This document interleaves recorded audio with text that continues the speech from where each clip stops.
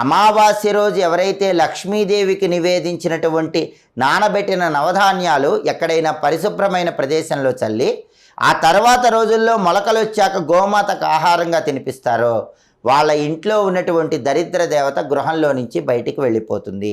అలాగే అమావాస్య రోజు సాయంకాలం 5:15 నుంచి 5:45 మధ్య ప్రాంతంలో గుమ్మానికి 2 వైపులా విప్ప నూనెతో దీపాలు వెలిగించడం ద్వారా కూడా ధనలక్ష్మీదేవి ఆగమనం అనేది చాలా సులభంగా కలుగుతుంది.